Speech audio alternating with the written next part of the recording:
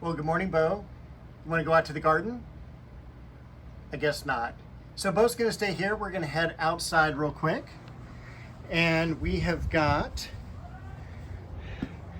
actually a late in the day video this week. I did shoot some footage of the front yard earlier on because it looked really good. And so I'm going to add that in later in this video. But I wanted you to take a look at all these incredible blooms on the Cecile Bruner rose. And this is climbing Cecile Bruner. It is an old-time variety. The rose itself was hybridized in 1881 and the climber 1884. So really one of the most wonderful vintage roses, very disease resistant. No real fragrance to speak of, but I mean, it is just gobs and gobs of blooms and just really quite wonderful. The last couple days have been in the 90s, and so it's tough to see that in the springtime because it really blasts open all the rest of these scilla blooms. So they're pretty much done. Some of the plants are beginning to turn yellow already, which is so sad. It's one of my favorite plants in the entire yard. So about another week or two, these will be dry enough to pull the stems up, and then the foliage, that'll die down over the next few weeks. I wanted to show you the dwarf hemlock over here, looking beautiful. There are so many roses in bloom right now, and this is Margaret Merrill. I think this is my only white rose in the garden. A rose that blasted open today was, because of the heat, was Chicago Peace. I just kind of watered everything briefly. This is Blue Girl. Look how beautiful that is. And one of the few lavenders. Blues tend to be very disease prone and one of the weakest in terms of hardiness, in terms of growing and all that. Last year, if you remember, I planted this plant here, and it's actually related to African violets and gesneriads, plants like that. The plant died back, and you can kind of see all the new growth coming up from underground there. So I'm wondering how invasive this is going to end up being, but I don't think it's going to be too bad. Famous last words, right? Look at all the beautiful lamb's ears back here. And this is Sonia. Sonia is absolutely stunning as far as the rose goes. Look at that perfect bloom. Back here, you can also see some Centranthus. This is Perfect Moment. Again, just an incredibly beautiful rose. Over here, this variety is Real Samba. In the background, we have Touch of Class, one of the All-American Rose Selection winners for 1986. That was the year I started in the nursery business. So over here, look at the crabapple blooms.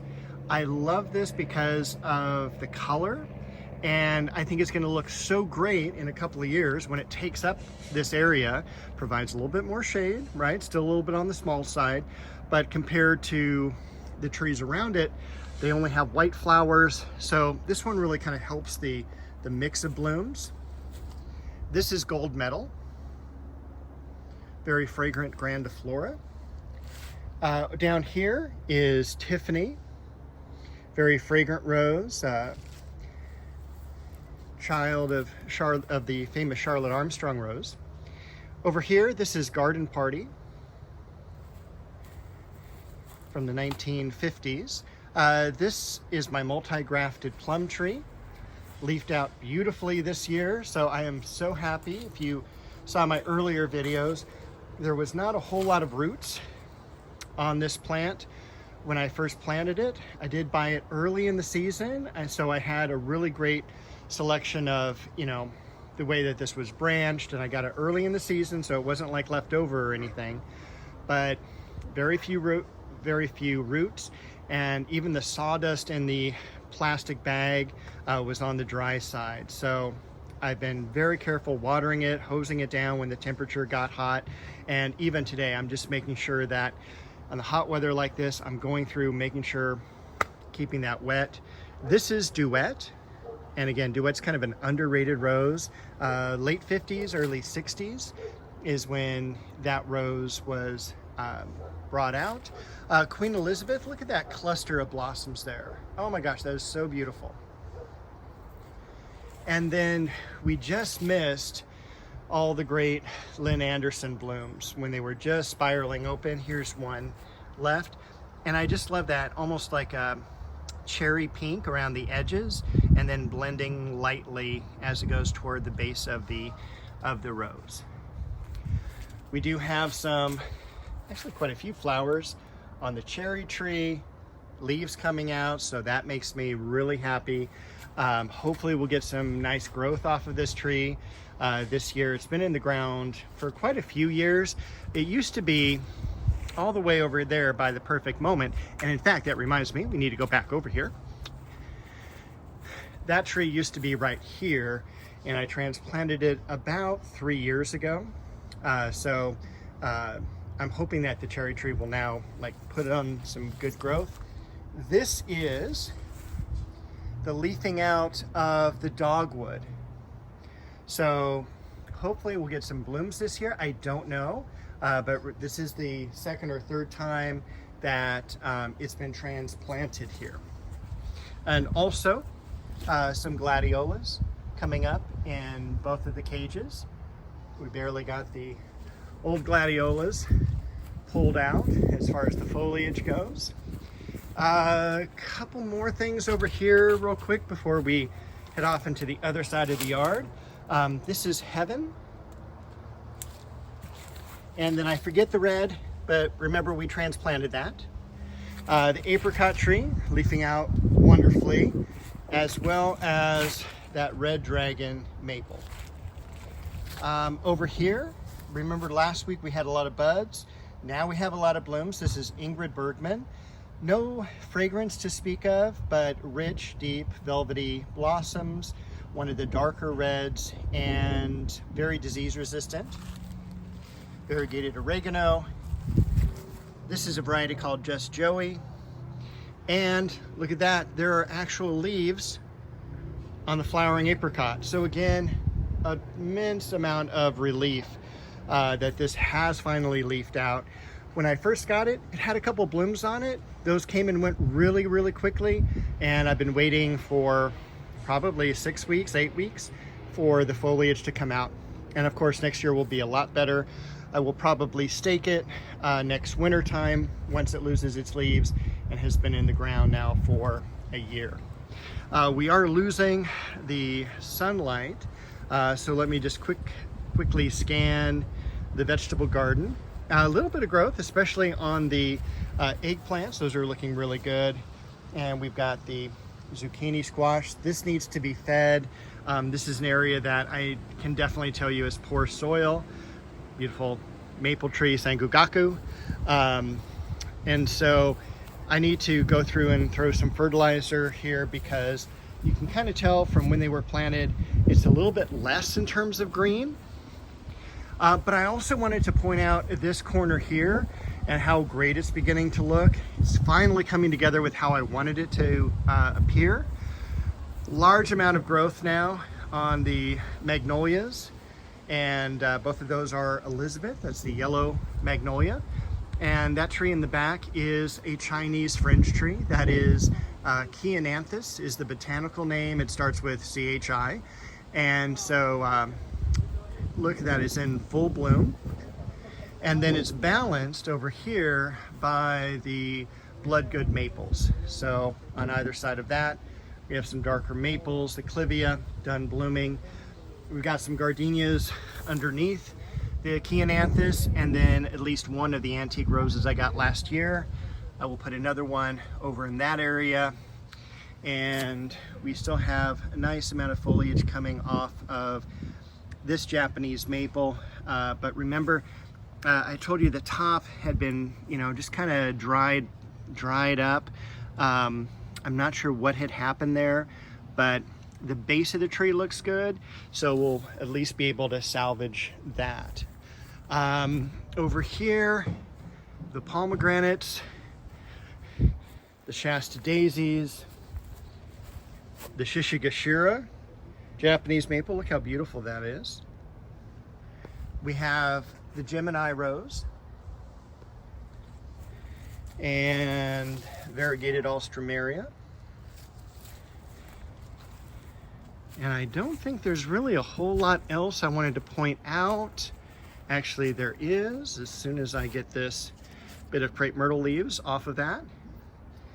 This is Crimson Bouquet, tree rose.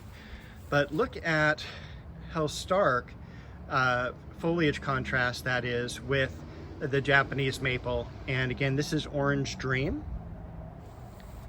And I still need to get the Deutzia and the carnation planted with the other veggies. Still a lot of work, and yeah, I think that is all. Oh, wait. Take a look at that beautiful daffodil.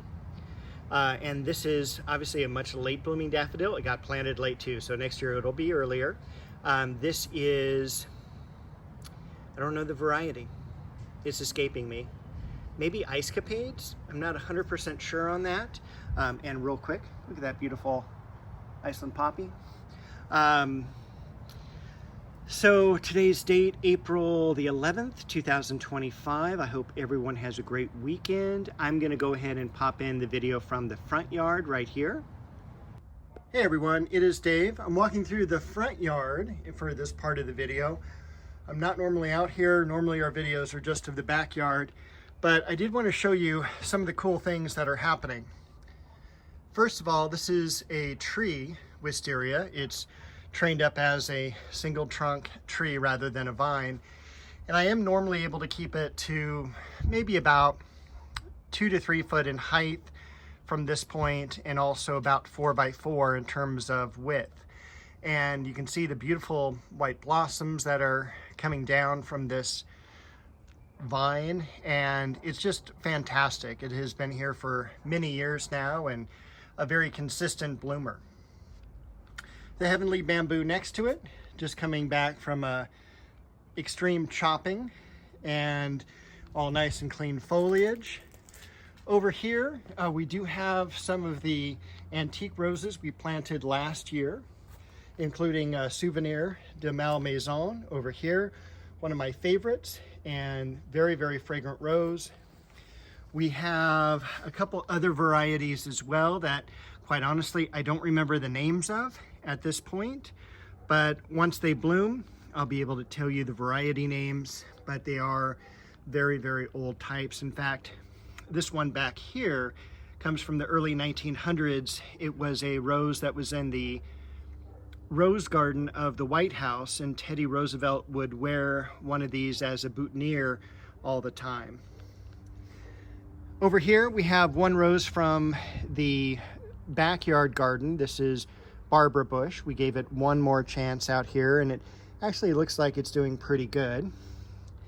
In the background, when this one blooms, it's pretty amazing. This is Teresa Bugnet is the variety, and this is a rugosa rose, and it is also very carnation-like. But I love the foliage because it is so different. Hopefully, I'll be able to prune the ligustrum back in the next week or two before it starts flowering and really, you know, attracting a lot of the bees and everything. This has been cut back drastically too over the past year or so. These are my David Austin roses for the most part. There's one normal hybrid tea variety. This is Sheer Bliss over here.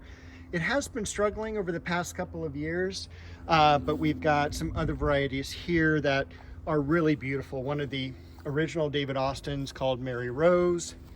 Over here is English Garden. My favorite is Abraham Darby. This one is a very vigorous yellow. In fact, a lot of these really could do well on a trellis or arbor. This is Graham Thomas, and I forget the one in the back, but Both of those were actually gifted to me from a friend of mine I used to work with. The iceberg roses, you can see how they're beginning to open up, but they're definitely all budded. And I think we've got 11 of those going down the pathway here. But again, just, I mean, tremendously covered with blossoms. Just finished mowing the yard and doing a little bit of watering. But a few of the other plants I wanted to point out. This is a pink Indian hawthorn, and the variety is Pinky. And this has been in the ground probably 30 years, but this is the time where it's blooming and it looks its best. Over here, regular Schefflera. We're lucky enough to where it doesn't get cold enough to really damage them, especially on the north side of the house here. So this is one that has done a terrific year in and year out. The same thing with the other one over here. Got the Stephanotis vine up on the wall. But I wanted to point out this azalea. Now, this azalea was a florist azalea given as a gift. So it probably ran $13 at the time because it was greenhouse grown. Came in a 6-inch pot, planted here, and just blooms tremendously every single year. The camellia over here is just about done blooming. This is the time of year also where you want to prune them back once they're done blooming, because they bloom on year-old wood. So if you prune them to shape during the summer, you unfortunately are going to cut off the blooms, because you can kind of see here how the blooms are set right at the end of the stems. And besides that, there's the xylosma bush here. I've been working on that pretty consistently, taking down some of the really tall branches, trying to reduce the size of it. But you know, it is amazing once you do a couple branches, that kind of almost fills up the trash can. One other plant we'll look at real quick is the gardenia. And the gardenia, one of the probably planted here in the 70s or 80s. And it's one of my favorite fragrances when I was working at the nurseries in the early 80s, or actually mid 80s. This was always in bloom. And so I always think of the gardenias as, you know, just one of those smells that you get from working in the nursery business. So very cool plant. And I think that is everything I wanted to talk about. So I'm gonna get back to some yard work, or at least let's go back to the backyard tour. All right, I hope you enjoyed that. Happy gardening, everyone, and I will see you along with Bo next week for another video.